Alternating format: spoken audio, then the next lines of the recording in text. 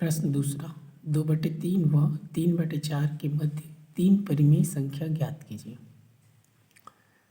यहाँ पर देखिए ये लिखा है 2/3 3/4। तो पहला चीज़ आपको याद रखना है, जब ये जैसे ये 2/3 लिखा है ना और इसमें क्या लिखा है 3/4, तो देखिए हर अलग अलग है, ऊपर अंश नीचे हर।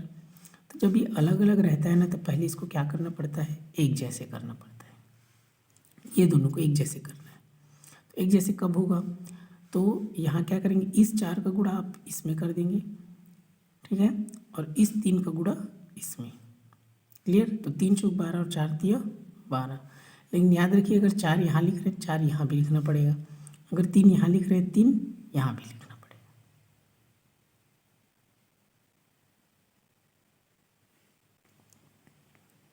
देखिए कितना हो गया, तो इस हिसाब से ये हो जाएगा। देखिए 2 चौक कितना हो गया 8 और 4 तिया कितना हो गया 12, और ये हो गया 3 तिया 9 और 4 तिया 12। अब ये बन जाएगा। इससे पहले भी एक वीडियो में बता चुका हूँ, जब हर एक जैसे है तो क्या करना है, तो ये जैसे ये 3 है तो इसमें 1 जोड़ेंगे, 3 में 1 जोड़ेंगे कितना हो जाएगा 4। अब उस 4 का इन दोनों में गुणा कर देना है, तो ये 8/12 हो गया, तो गुणा 4/4। वैसे इसको लिखना है 9/12 गुणा 4/4। तो ये हो गया 8 चौक 32 और ये हो गया 12 चौक 48, ये हो गया 9 चौक 36 और ये हो गया 12 चौक 48। तो देखिए कितना आया, ये 32 आया और ये कितना है 36। तो हो गया 32/48। तो 32 के बाद क्या आता है 33, 33 के बाद क्या आता है 34, और 34 के बाद 35, और 35 के बाद 36। तो देखिए ये 32 और ये 36, इसके बीच में 3 ठो निकालना था, तो 1 2 3 ठो निकल गए। यही क्या है इसका आंसर। अब चाहे तो जैसे ऊपर नीचे जो कटते हैं उसको कटा भी सकते हैं, जैसे 32 है 48 है तो ये कट भी जाएगा, लेकिन नहीं कटाएंगे तो भी चलेगा। इस प्रकार इसको बनाना है। बस आपको इतना ही ध्यान देना है, ये अलग अलग है तो इसको एक जैसे करने के लिए इसका गुणा इसमें इसका गुणा इसमें करते हैं।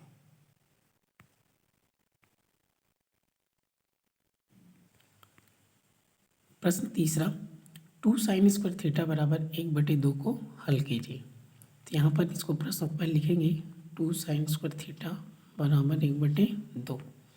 अब यहाँ से ये 2 कहाँ जाएगा, इसके नीचे में आएगा, क्योंकि इसके बीच में कुछ नहीं मतलब गुणा रहता है, तो गुणा वाला कहाँ जाता है भाग में। ये 1/2 पहले से है, ये वाला 2 कहाँ आ जाएगा नीचे, तभी 2 दूनी कितना हो जाएगा 4।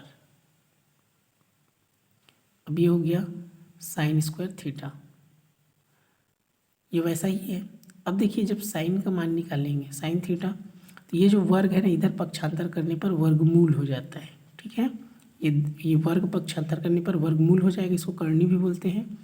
तभी हो गया साइन थीटा बराबर 1 का वर्गमूल 1 होता है और 4 का वर्गमूल 2 होता है, आपको याद रखना है। क्लियर।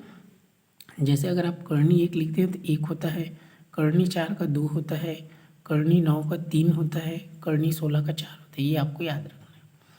अब साइन थीटा बराबर 1/2 आए ना, तो आपको टेबल देखने आना चाहिए साइन में किसका मान 1/2 होता है। तो साइन 30 का मान 1/2 होता है। आपको त्रिकोणमिति में जाना है तो यहाँ पर आपको लिखना है, यहाँ साइन थीटा बराबर जो 1/2 है वो किसका मान है, साइन 30 अंश का मान है। तो अब साइन को नहीं लिखना है, किसको लिखना है, थीटा बराबर 30 अंश। यही क्या है इसका आंसर। ये अंश है ना, ऐसे नहीं कर देना है, नहीं 300 हो जाएगा।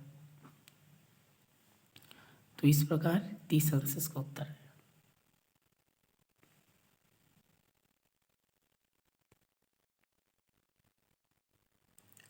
प्रश्न चौथा, चित्र में OA और OB विपरीत किरणें हैं, यदि x बराबर 75 अंश हो तो y का मान क्या होगा।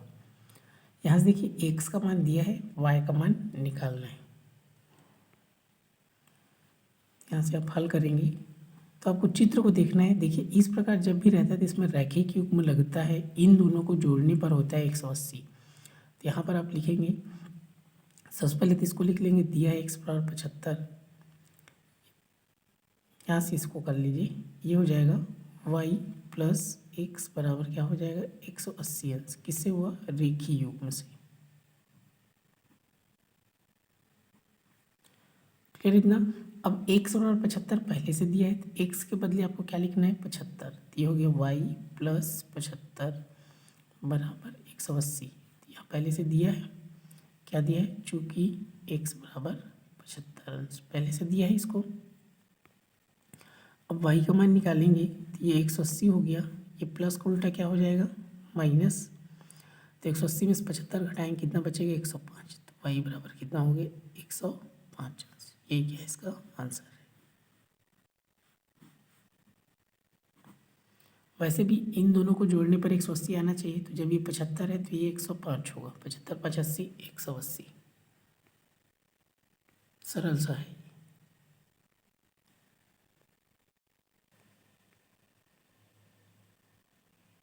प्रश्न 5वां, उस घन का आयतन ज्ञात कीजिए जिसकी भुजा 6 सेंटीमीटर है। तो देखिए यहाँ से भुजा घन का आयतन का फार्मूला आपको याद होना चाहिए। घन का आयतन का फार्मूला होता है a�3। क्लियर। तो यहाँ जो भुजा दी है, भुजा किसे दर्शाते हैं, ए से। तो यहाँ सबसे पहले आप लिख लेंगे, दिया है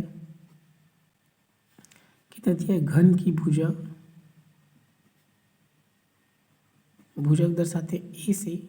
ए बराबर दिया है 6 सेंटीमीटर। अब घन का आयतन निकालना है, तो यहाँ पर आप फॉर्मूला लिखेंगे,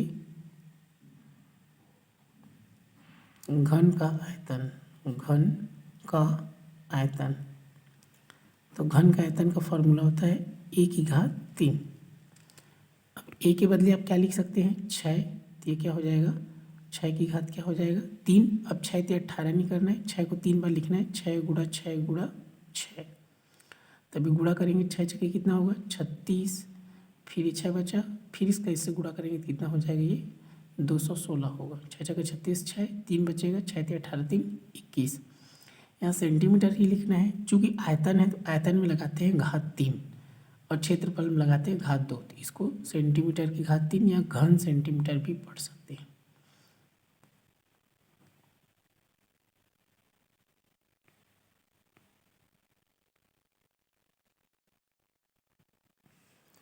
प्रश्न 6, एक वृत्त का व्यास 10 सेंटीमीटर है तो वृत्त का क्षेत्रफल ज्ञात कीजिए। तो वृत्त का क्षेत्रफल, तो आपको फार्मूला याद होना चाहिए। इसका फार्मूला होता है πr²। अब देखिए पाई का मान तो 22/7 होता है, आर का मान चाहिए, तो आर मतलब होता है त्रिज्या। देखिए व्यास दिया है तो व्यास का आधा होता है त्रिज्या। क्लियर है। तो यहाँ से ये हो जाएगा, अब दिया है लिखेंगे, पहले दिया है कितना दिया है, व्यास बराबर दिया है 10 सेंटीमीटर। जब आप त्रिज्या निकालेंगे तो त्रिज्या क्या होता है, व्यास का आधा। तो त्रिज्या को आर से दर्शाते हैं, यहाँ 10 क्या हो जाएगा, 2 हो जाएगा। क्लियर हुआ। जब आर का मान निकालेंगे तो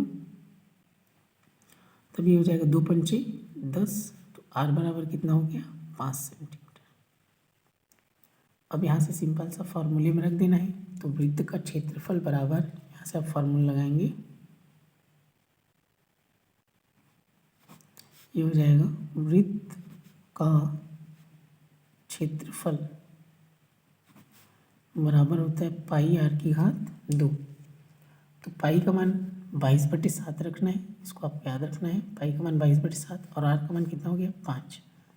तो 5 की घात कितना हो जाएगा, 2। ये 22/7 हो गया। 5 को 2 बार लिखना है, 5 गुणा 5, 5 दूनी 10 नहीं करना है। अब ऊपर का सबका गुणा होगा, फिर उसमें 7 का भाग देंगे। तो यहाँ देखिए 22 का 22 हो गया, 5 पंचे 25, ये 7 इसके नीचे में ही रहेगा। अब इसका गुणा करेंगे तो 25 दूनी 50 के 0, 5 बचेगा। 25 दूनी 50, 5 55/7।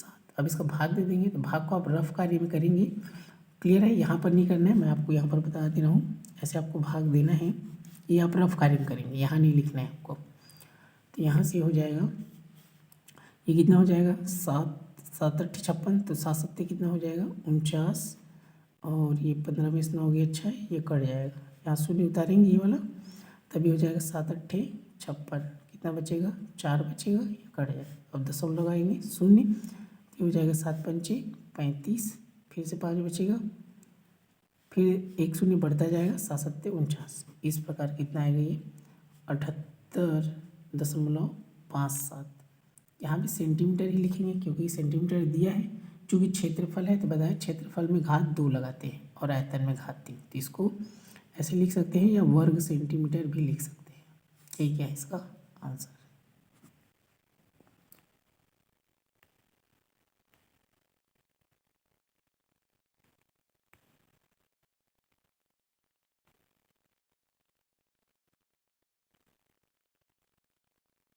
ये जितने भी सवाल हैं बहुत ही इंपॉर्टेंट है, एग्ज़ाम में इसी टाइप के प्रश्न आते हैं।